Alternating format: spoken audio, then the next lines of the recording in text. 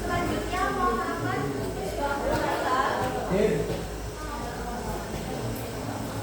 Monica Akbar. Muhammad Akbar Pratama. Muhammad Daruni Danwa. Muhammad Hilmi. Muhammad Raihan. Muhammad Rizky Putra.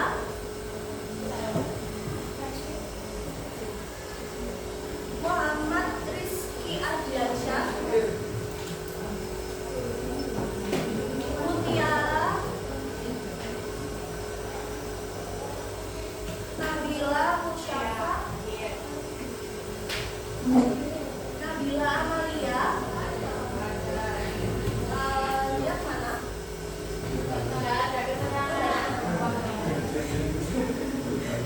Selanjutnya Nabila Aura. Nada Kamelia. Nabila Putri.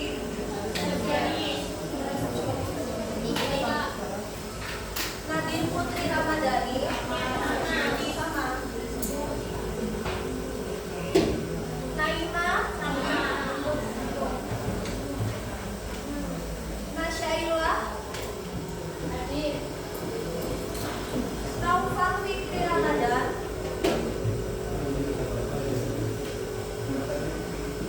Naura Reina. Oh ya. Naila Safa. Naila Syahana. Nasba Nadia. Nela. Nesa Dwi Yulianti. Nesa Yastiana. Nila Iza. Niken Dewi Pelangi. Nur Amalia. Nur Rahayu Halimatus.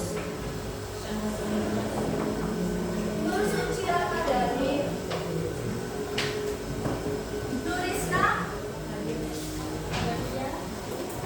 Ini nomor sini ada deh. Putri dan Rahma Alia. Oke, berarti pada pertemuan kali ini yang izin ya atau nggak masuk ke dalam kelas ini ada 4 orang. Baik. Selanjutnya kita akan memulai kegiatan pembelajaran ini.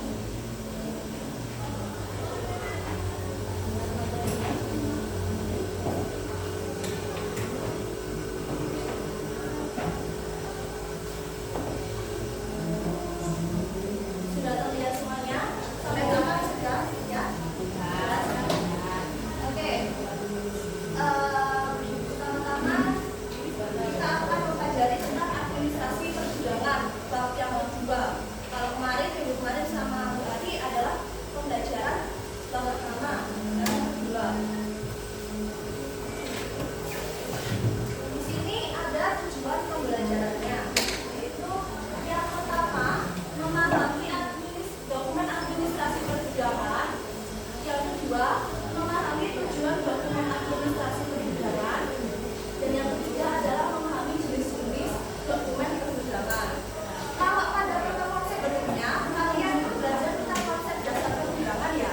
Konsep dasar persidangan itu mulai dari apa yang sidang, terus kegiatan-kegiatannya ada apa saja, bentuk-bentuk sidang seperti apa ya kan. Nah, pada saat ini kita akan mempelajari tentang administrasinya. Jadi kegiatan administrasi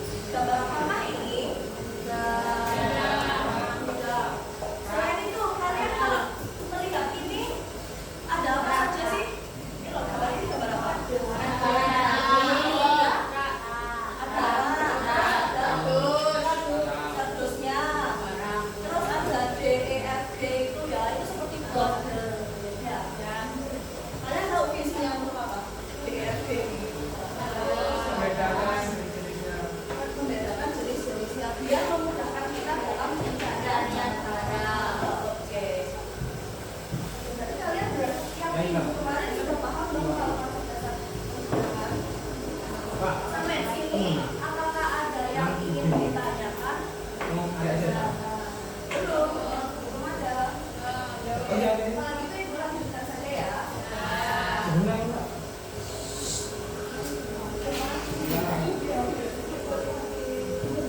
Dokumen administrasi persidangan. Ibu kamu tanya. Kan kalian itu siswa dari MPLB Manajemen Perkantoran dan Layanan Bisnis, pasti tidak jauh dari kata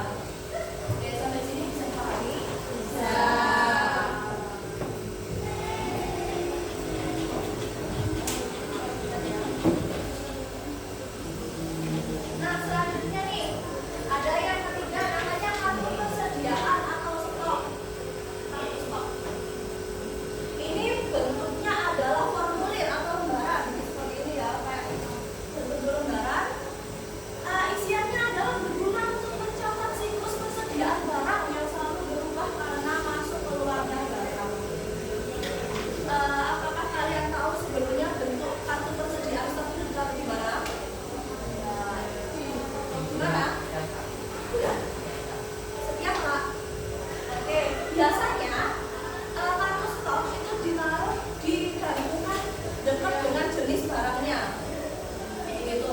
Dan biasanya juga bahwa kartu stok itu harus bukan harus ya, lebih ke dia itu ada dua lembar. Yang pertama waktu digantungkan dekat dari barangnya, yang satunya lagi untuk kegiatan arsip.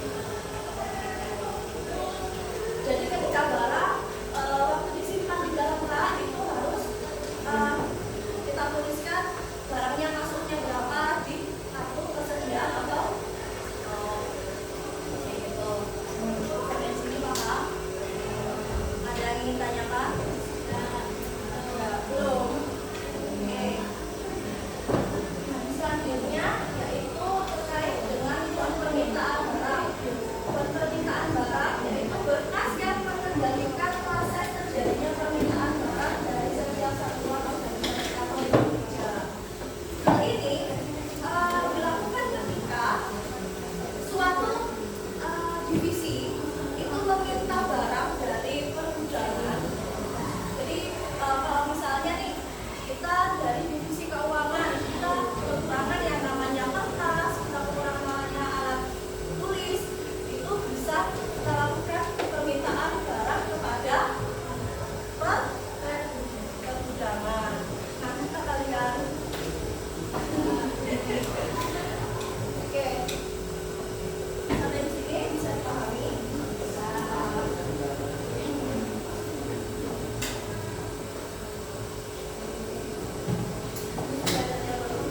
Permintaan adalah dari divisi lain yang minta ke dalam gudang,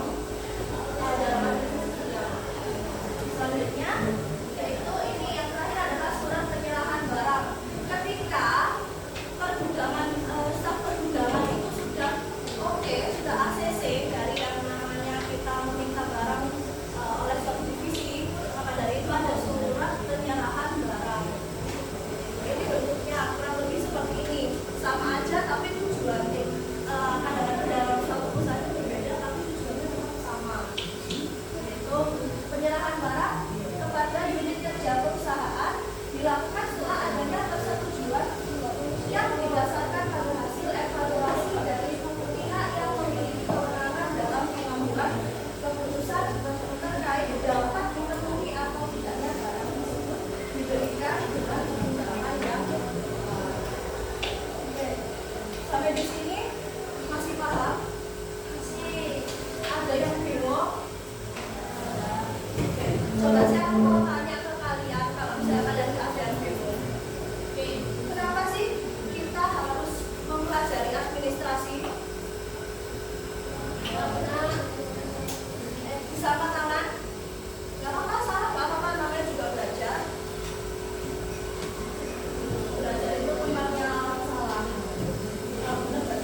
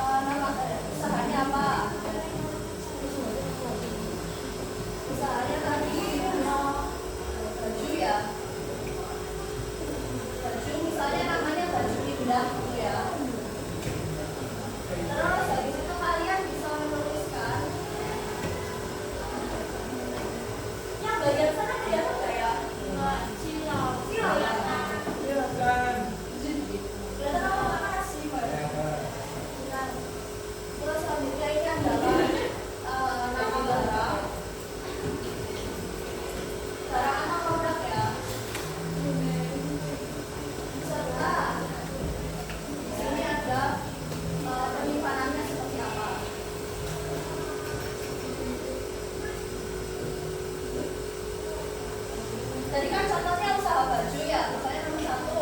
Yang pertama di usaha baju itu ono apa? Kain. Kain itu nomor satu. Usaha aja nih. Oh, nggak apa-apa deh kalau misalnya nomor satu. Atau yang bentuknya nomor satu apa yang bentuknya kita menjual baju langsung model baju aja. Model baju.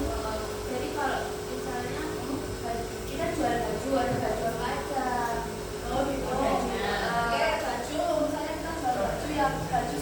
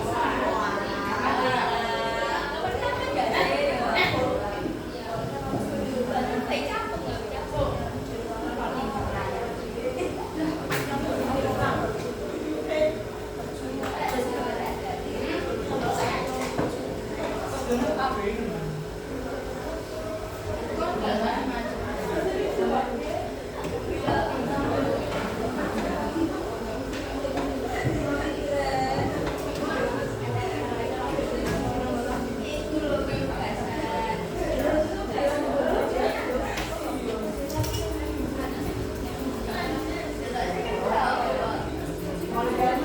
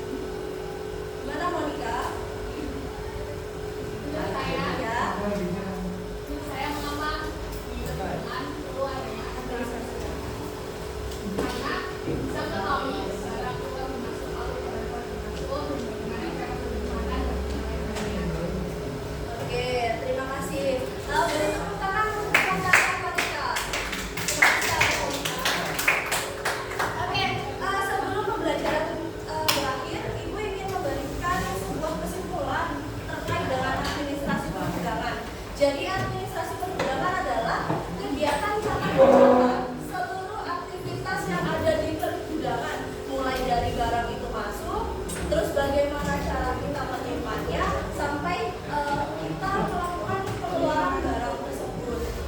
Itu harus dicatat. Kenapa? Biar nanti kita mengetahui status barangnya itu seperti apa.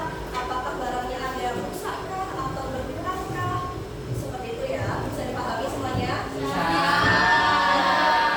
Sebelum menutup pembelajaran hari ini, Ibu minta ketua kelasnya untuk memimpin berdoa. Ketua kelasnya siapa?